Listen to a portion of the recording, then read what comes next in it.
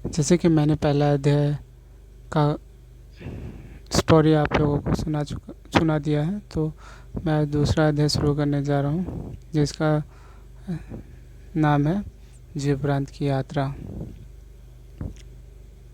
कुछ समय बाद उधर तीनों एक जंगल में जा पहुँचे थे। वह जंगल बिल्कुल वैसा नहीं था जैसा उसने सोचा था। वहाँ के कुछ पेड़ पौधे और जीव जंतु अलग थे। तब घोर अंधेरा होने के कारण कुछ दूर तक देखा भी नहीं जा सकता था। चारों ओर केवल घना जंगल ही था।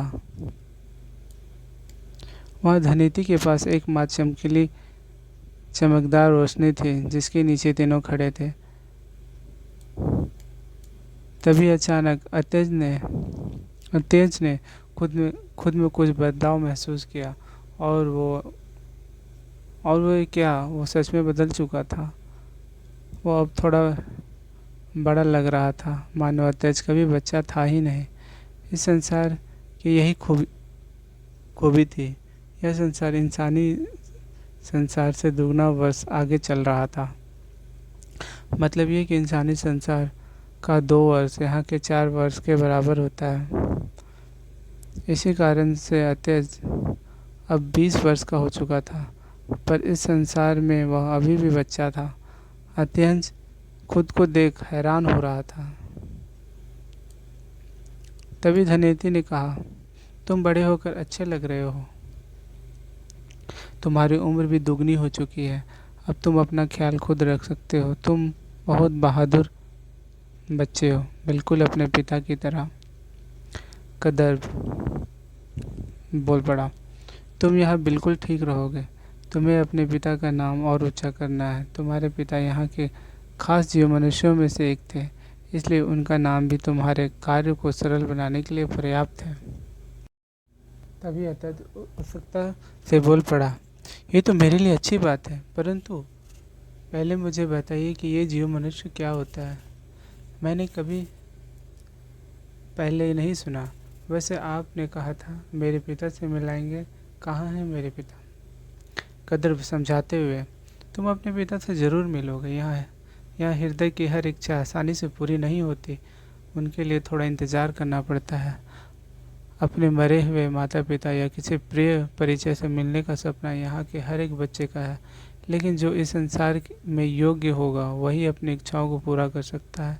क्योंकि मैंने तुम्हें वादा किया है कि तुम्हें तुम्हारे पिता को मिलने में मदद कराऊंगा, पर ये उन बच्चों के लिए नाइंसाफ़ी होगी जो वर्षों से तुम्हारी तरह अपने अपनों से मिलने की इच्छा रखते हैं। इसलिए तुम इस संसार को अपनी योग्यता का प्रमाण देना होगा। और और रही जीव मनुष्य के विषय में, वो तुम्हें जीव प्रांत में पहुंचकर ज्ञात हो जाएगा। अतः हैरानी से, पर कैसे? मैं तो इस संसार के विषय में कुछ नहीं जानता, तो मैं कैसे अपनी योग्यता प्रमाणित करूंगा? यह बात वह सभी आगे बढ़ते हुए कर रहे थे। धनेती अतेज के सर पर हाथ रखते हुए बोली, तुम ज़्यादा चिंता मत करो, तुम धीरे धीरे सब सीख जाओगे।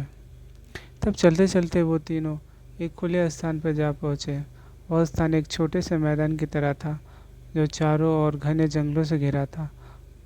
वह घास का मैदान उस पर उस समय चांद की रोशनी से पूरी तरह नहाया हुआ प्रतीत हो रहा था। उसमें ओस की छोटी छोटी बूंदें चमक रही थी, मानो वो स्थान चमकीले हीरे मोतियों का भंडार हो। तब उस नज़ारे को देख अत्यंत खुश खुश होकर कदर्प से पूछ पड़ा, अतेज, क्या हम पहुंच गए? पर यहाँ कोई घर या इंसान नजर नहीं आ रहा। अतेज की बातें सुन कदर्प के चेहरे पर हल्की मुस्कान उभर आई और कहा, नहीं, अभी नहीं पहुँचे हैं।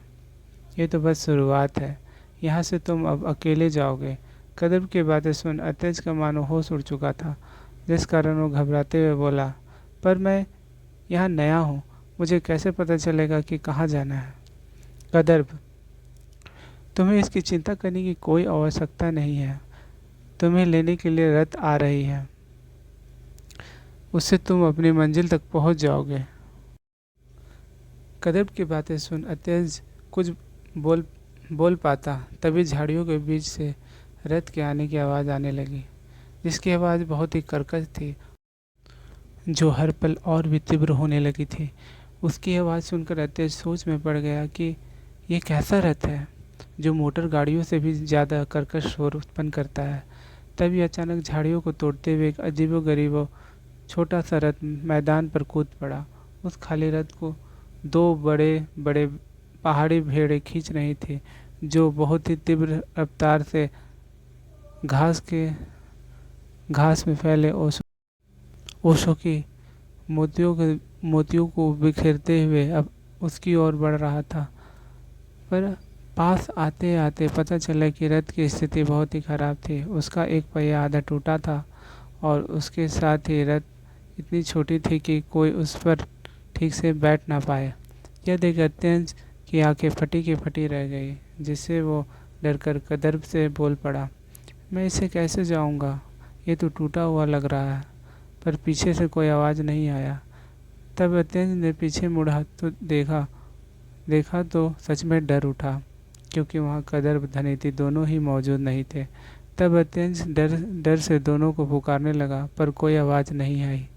तभी एक मोटा और कर्कश आवाज़ पीछे से आया, बैठ जाओ, हम पहुँचा देंगे। यह सुन अत्यंत ठहर सा गया और मुड़ा तो देखा भेड़े उनसे बातें कर रहे थे। पहला भेड़, आओ बैठ जाओ, हम तुम्हें पहुंचा देंगे जहां तुम्हें जाना है। अत्यंत चौंक कर बोला, क्या तुम बोल सकते हो? दूसरा भेड़, हाँ हम बोल सकते हैं। हम कोई साधारण भीड़ नहीं है, हमारा काम लोगों को उनकी मंजिल तक पहुंचाना है। जो इस जंगल के में रास्ता खो जाते हैं या कोई मुसीबत में होते हैं, तो हम उनकी मदद करने पहुंच जाते हैं। तुम्हें ये पता नहीं? ये बोल दोनों जोर जोर से हंसने लगे। पहला भेड़, लगता है तुम इस दुनिया से अनजान हो। वैसे तुम इस दुनिया के नहीं लगते। तुमसे थोड़ी थोड़ी इंसानी गंध आ रही है। कहीं तुम इंसान तो नहीं? अत्यज, हाँ मैं यहाँ का नहीं हूँ, मैं विजय धीर का बेटा हूँ। वो यहाँ के प्रसिद्ध इंसानों में से एक है। अत्यज की बातें सुन दोनों भेड़ चुप हो गए और एक दूसरे को टकटकी नज़रें से देखने लगे। फिर अचानक हंसते हुए बोल पड़े, पहला भेड़, क्या बोल रहे हो? ऐसा नाम तो हमने कभी सुना नहीं। पर चलो जो भी हो, जाने दो। तुम बताओ तुम्हें कहाँ जाना है? अत्यज, थोड़ा सोच कर, मुझे जू प्रांत जाना है। अत्यज ने सोचा, शायद ये मेरे पिता के बारे में नहीं जानते होंगे, कोई इंसान तो ज़रूर जानता होगा यहाँ। पहला भेड़, चलो पीछे बैठ जाओ, सुबह की रोशनी फैले तब तक तुम्हें हम पहुँचा देंगे। फिर अत्यज आगे बढ़कर रथ में चढ़ने लगा, पर रथ इतनी छोटी थी कि अत्यज ठीक से बैठने में असमर्थ था। उसकी टूटी फूटी बैठक जैसे सदियों पुरानी हो। तभी अत्यज ने अपना हाथ उसे साफ करने के लिए बढ़ाया ही था कि भेड़ों ने दौड़ना शुरू कर दिया। जैसे पल भर में वो रथ हवा में उछल पड़े और दोनों भेड़े उछलते हुए तेज गति से जंगल में प्रवेश कर गए। ये देख अत्यज के मुंह से चीख निकल रही थी, जिसके बावजूद भी भेड़ों ने अपनी गति कम नहीं की। तब अत्यज ने किसी तरह लकड़ी के पटरे को कसकर पकड़ रखा था। वो सवारी उसे रोलर कोस्टर की याद दिला रही थी, पर यह तो उससे भी ज़्यादा खतरनाक था। अगर हाथ छूटा तो हड्डियों का चूरमा होने में देर ना लगती।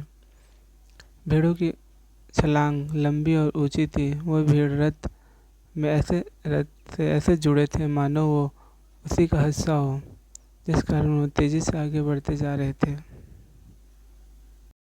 कुछ देर बाद भेड़े एक पथरीले इलाके में जा रुके, जहाँ बड़े बड़े चट्टानें दूर दूर तक फैले थे। अतः रथ से किसी तरह नीचे उतरा। उस समय उसका सर घूम रहा था। तभी उसे उल्टियाँ भी आने लगी, जिसे देख भेड़े हंसते हुए वहाँ से जंगलों में भाग गए। उस पल आकाश में रोशनी की छटा बिखरने लगी थी, जिससे वह उस स्थान को निहारने लगा। उसने इससे पहले वैसा मनमोहक स्थान कभी नहीं देखा था। उस पल उस स्थान में चारों ओर हो रही पक्षियों की सुरीली चहचहाहट के कारण उसके सर का दर्द थोड़ा कम होने लगा, जिस कारण उसे अच्छा महसूस होना प्रारंभ हो चुका था। और तभी अचानक एक व्यक्ति उसके सामने आ खड़ा हुआ और बोला, क्या तुम ही अत्यज हो? अत्यज? हाँ, मैं ही हूँ। क्या मुझे थोड़ा पानी मिलेगा? अत्यज की स्थिति देखने लायक थी, जैसे उसके शरीर में पूरी शक्ति चूस ली गई हो। सामने खड़ा व्यक्ति परेशान होकर, हाँ हाँ, क्यों नहीं, मेरे साथ आओ। वैसे मेरा नाम ध्रुपद है और अभी मेरा काम है तुम्हें अगले पड़ाव तक सुरक्षित पहुंचाना। उस समय अत्यज उसके पीछे चलता जा रहा था। तभी उसके सामने एक छोटा झरना दिखा। तब पानी देख अत्यज खुद को रोक न सका और तुरंत झरने के पानी को अपने हाथों में लेकर जल्दी जल्दी पीने लगा। लेकिन अभी अत्यज की प्यास ठीक तरह से बुझी भी नहीं थी कि उसके कानों में एक हल्की सी गुर्राहट की धीमी स्वर सुनाई पड़ी, जिसे सुन अत्यज थम सा गया और धीरे से सर ऊपर उठा कर देखा तो अत्यज की आंखें फैलकर फटने के कगार पर आ चुके थे। तब उसके ठीक सामने एक खूंखार जानवर खड़ा था, जो उसे हल्की गुर्राहट के साथ देखे जा रहा था। जिसे देख अत्यज अचानक ही पीछे कूद पड़ा और खुद को पीछे घसीटते हुए उस जानवर से दूर करने की कोशिश करने लगा। उसका चेहरा डर से लाल हो चुका था, पर तभी वो जानवर पीछे मुड़कर उसे दूर चला गया। ये देख पास खड़ा ध्रुपद के चेहरे पर हल्की सी मुस्कान उभर आई और बोले, तुम डरो मत, ये तुम्हें कुछ नहीं करेगा। ये बहुत ही शांत और दोस्ताना जीव होते हैं। अत्यज उठ खड़ा हुआ और बोल पड़ा, देखने में तो ये कोई मांसाहारी जानवर लग रहा था। ऐसे जीव मैंने कभी नहीं देखा। अच्छा हुआ आप आ गए, नहीं तो अब तक मेरा नाश्ता बन चुका होता। फिर वो डरकर ध्रुपद के आगे आगे चलने लगा और तभी उसकी नज़र खुले समुद्र पर पड़ी। उस स्थान से खुला समुद्र बहुत ही विशाल और शांत लग रहा था, मानो सुबह की हल्की रोशनी समुद्र की लहरों से होकर एक लय में नाच रही हो। उस सुंदर और अद्भुत नज़ारे को देख अत्यज खो सा गया था। उस पल ध्रुपद ने धीमे स्वर में कहा, सूरज निकलने तक तुम्हें अगले मंजिल तक पहुंचाने की जिम्मेदारी मेरी है। मैं अपने वाहन को बुलाता हूँ, तुम मेरे पीछे आ जाओ। फिर उसने जेब से एक ध्वनि यंत्र निकालकर बजाया तो उस ध्वनि यंत्र की आवाज़ पूरे जंगल में गूंज उठी। जिसे कुछ ही पल बाद एक जीव आसमान से उड़ता हुआ नीचे उतर आया। वो जीव देखने में दोस्ताना बिल्कुल भी नहीं लग रहा था। उसके नुकीले पंजे, खूंखार जबड़े और मजबूत पंखों से सहित बड़ा शरीर उसे कोई राक्षसी जीव बना रहा था, इसे जिसे बिना डरे ध्रुपद अपने हाथों से उसे चला रहे थे। उस जीव को देख अत्यज डरता हुआ बोला, क्या मतलब? हम इस पर बैठने वाले हैं? ये कैसा जीव है? यहाँ कोई शाकाहारी दिखने वाला जीव नहीं मिलता क्या? ये मुझे एक झटके में निगल सकता है। मैंने कभी सपने में भी ऐसा नहीं सोचा होगा कि ऐसा जीव देखूंगा। ये है क्या? ध्रुपद, ये एक मिश्रित जीव है। इसमें 3 या उससे भी अधिक पशु या पक्षियों का मेल हो सकता है। इसी कारण से ये थोड़े अलग होते हैं। यह एक खास प्रजाति है जो केवल इसी दुनिया में पाए जाते हैं। ये बहुत बहादुर और आज्ञाकारी होते हैं और ये अपने मालिक की रक्षा अपनी जान देकर भी कर सकते हैं। यह सभी अलग अलग रंग और स्वभाव के हो सकते हैं, पर हम सब उसे एक नाम से जानते हैं, सुकेशी। फिर ध्रुपद और अत्यज सुकेशी में बैठ गए और सुकेशी दौड़ता हुआ पहाड़ के नीचे कूदकर अचानक ही अपने विशाल पंखों को खोल आसमान में उड़ पड़ा। उस ऊंचाई से समुद्र और भी विशाल और अद्भुत लग रहा था। अब सूरज भी अपनी लाली चारों ओर फैलाकर अपने आने का संदेशा दे रहा था। चारों ओर अजीबोगरीब पक्षियां उड़कर से प्रतियोगिता कर रहे थे, मानो वो खुद को आसमान के राजा बता रहे हो। वह नज़ारा बहुत ही अद्भुत था। जो दिल और दिमाग को एक जोश में भर रहा था। तब समुद्र साफ आईना सा प्रतीत हो रहा था, जिससे आकाश की परछाई में अतेज को दो आसमानों के बीच में होने का एहसास करा रहा था। तब कुछ समय बीतने के बाद बीच बीच समुद्र में दूर एक छोटा खड़ा चट्टान नजर आने लगा, जिसमें एक पुराना वृक्ष भी मौजूद था। और तब सोकोसी उस चट्टान के चारों ओर चक्कर लगाता हुआ उस पर जा उतरा। चट्टान में पहुंच अतेज ने हैरानी से कहा, यह जगह बहुत ही छोटी नहीं है? यहाँ तो कोई रहता भी नहीं, तो हम यहाँ क्यों रुके हैं? अतेज के सवालों से परेशान ध्रुपद मुस्कुराते हुए बोले, तुम्हें यहाँ से कोई और ले जाएगा, तुम यहाँ उनका इंतजार करो। मुझे अभी तुरंत जीव प्रांत की सीमाओं की रक्षा के लिए वापस जाना होगा। हमारी मुलाकात जल्दी होगी। यह बोल वह सोकोसी में वापस उड़ गया। ध्रुपद के जाने के बाद अतेज ने इधर उधर देखा, पर वहाँ कोई भी मौजूद नहीं था। वह चट्टान बहुत ही छोटा और ऊंचा था, जिस कारण कुछ ही पल बाद अतेज को एहसास होने लगा कि वो वहाँ फंस चुका है। तब वो उदास होकर समुद्र की ओर देखने लगा, जिससे उसे उसकी माँ की याद आ रही थी, या जो हमेशा उसे मुसीबतों से बचाया करती थी।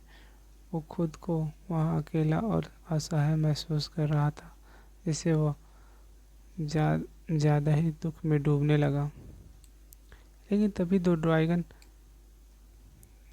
सुंदर ड्रैगन तितलियाँ उसके सामने आकर उड़ने लगी। वो दोनों आपस में खेल रही थी, जिसे देखकर थोड़ा खुश हो उठा। उसी पल तितलियाँ उसके चारों ओर चक्कर लगाने लगी, शायद वो उसे कुछ बताना चाहती हो। और जब वो दोनों उड़ते हुए वहाँ से जाने लगे, तो उसके पीछे अतेज भी चल पड़ा।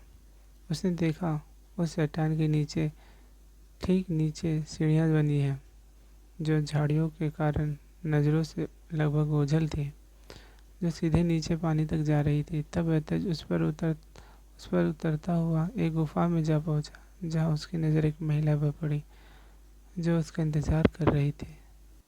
तब वो महिला मुस्कुराती हुई एक नाव पर खड़े होकर अतेज की ओर देख रही थी, और फिर वो अतेज को अपना हाथ देते हुए बोली, आओ बैठ जाओ। तब इशारा देकर अतेज बिना कुछ बोले चुपचाप जल्दी से नाव पर बैठ गया। महिला, मेरा नाम कुंतली है और मैं जीव प्रांत की एक शिक्षिका हूँ। मेरा काम छात्रों को जल जीवों के विषय में शिक्षा देना है। वो देखने में बहुत ही सुंदर और शांत लग रही थी।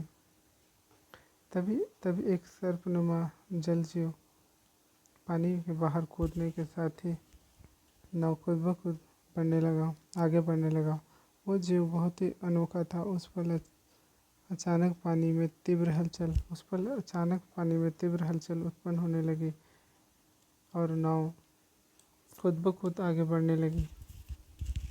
तभी 3 डॉल्फिन दिखाई दिए, जो उस नाव को आगे तैर रही थी। दरअसल वो तो पूरी शक्ति से नाव को आगे खींच रही थी। ये डॉल्फिन 2 हरे और 1 गुलाबी रंग की थी। नाव की रफ्तार देख अतेज हैरान रह गया, जिसे उसके चेहरे में हल्की खुशी भी थी। वह नाव ऐसे पानी में दौड़ रही थी जैसे 3 मोटर बोट हो, जैसे कोई 3 मोटर लगे वो मोटर बोट हो। तभी कुछ छोटी मछलियाँ भी उसका साथ देने लगी। वो उछल कर डॉल्फिन का उत्साह बढ़ाने लगी थी। तब अतेज को देख कुंतली भी खुश थी। इसी तरह कुछ समय बीत चुके थे, और तभी कुछ दूर एक बड़ा टापू नजर आने लगा। वह ऊंचे ऊंचे पहाड़ों से घिरा एक विशाल स्थान प्रतीत हो रहा था, जैसे कुंतली जीव प्रांत बोलकर संबोधित कर रही थी। उस पल अतेज जीव प्रांत को देखकर आश्चर्य था। तब कुछ ही पल बाद टापू के पास पहुँचते पहुँचते वहाँ मौजूद लोग स्पष्ट रूप से दिखाई देने लगे, और फिर नाव जीव प्रांत के निकट पहुंचकर एक और जा रुकी, और डॉल्फिन भी पानी में वापस चली गई। तब अतेज नाव से बाहर जीव संसार में आ चुका था। कुंतली, चलो मेरे साथ, मैं तुम्हें जीव प्रांत शिक्षक प्रमुख से मिलाती हूँ। फिर अतेज उसके पीछे चल पड़ा। वहीं दूर एक महिला खड़ी थी जिसका चेहरा साफ देखा जा सकता। वह दिखने में कोई खास महिला लग रही थी। तब दोनों चलते हुए उसके पास जा पहुंचे और कुंतली उस महिला से कहा, मैं अतेज को ले आई हूँ। ये बोल वो वहाँ से चली गई। उस नई महिला ने हाथ आगे कर अतेज का स्वागत किया और कहा, मैं जीवप्रांत की मुख्य शिक्षिका हूँ, इसलिए सभी मुझे मुखिया भी कहते हैं, पर तुम्हारे पिता मुझे हेड कह के पुकारते थे, जिस कारण से अब सब मुझे हेड के नाम से ही जानते हैं। मैं तुम्हारे इंतज़ार कर रही थी, मेरे साथ चलो, मुझे तुमसे कुछ बातें करनी है। फिर चलते हुए हेड ने कुछ पूछा, अच्छा अत्याज एक बात बताओ, तुम्हें कौन सा जीव बेहद पसंद है जिसकी तरह तुम बनना चाहते हो? अत्याज मुस्कुराते हुए बोला, मुझे जीवों से बहुत प्यार है। मेरे दोस्त के घर में बहुत सारे जानवर और पक्षियाँ हैं, जैसे खरगोश, कुत्ते, बिल्लियाँ, मछलियाँ। वैसे मुझे सांप और गिरगिट भी बहुत पसंद है, पर मेरी माँ जीवों से थोड़ा डरती है, इसलिए मैं उस सबको अपने घर में नहीं रख सकता। लेकिन मेरी माँ को पक्षी बहुत पसंद है। उस पल हेड अत्याज की बातें सुन हैरान थे और कि एक इंसान इतने सारे जीवों को कैसे पसंद कर सकता है, क्योंकि जीवप्रांत में एक मनुष्य को अपने पूरे जीवन काल में सिर्फ एक ही जीव अपने साथ रखने का अधिकार प्राप्त था। फिर हेड ने कहा, ये तो बहुत अच्छी बात है कि तुम्हारी माँ को केवल पक्षी पसंद है। उसी तरह तुम्हें भी एक ही जीव चुनना होगा जिसे तुम दिल से पसंद करते हो। इस बात को सुनते सोच में पड़ गया और धीमे स्वर में बोला, मुझे तो सभी जीव बहुत पसंद है, किसी एक का नाम मैं कैसे ले सकता हूँ? हेड अत्याज की बातें सुन सोच में पड़ गई कि इंसान कभी एक बात पर नहीं टिक सकते। इसे कैसे समझाऊं कि यहाँ एक ही जीव को चुना जा सकता है? हेड परेशान भाव में, अच्छा चलो, यह फॉर्म है, इसे भर लो। तुम जैसे जैसे यह फॉर्म भरोगे वैसे वैसे तुम्हारी पहचान हमें प्राप्त हो जाएगी। तुम इसे यहाँ बैठकर भरो, मैं थोड़ी देर में आती हूँ। तब हेड के जाने के बाद अत्याज उस फॉर्म को भरने लगा। उसने पहले अपना नाम लिखा, फिर अपनी माँ का, फिर अपने पिता का, फिर कुछ खास जानकारी जैसे पूरा पता, पसंदीदा भोजन, पसंदीदा काम, मित्र आदि। परंतु उसने फॉर्म में लिखे पसंदीदा एक जीव के नाम को स्थान छोड़ दिया और आगे बढ़ गया। जब बाद में उसने पूरा फॉर्म को एक बार पुनः दोहराया कि कहीं कुछ छूटा तो नहीं, तब उसने देखकर हैरान रह गया, क्योंकि तब उस फॉर्म में 2 रिक्त स्थान अभी भी खाली थे। पहला उनके पिता का नाम और दूसरा जीव का नाम। तभी कोई पीछे उसके आ खड़ा हुआ और धीमे स्वर में कहा,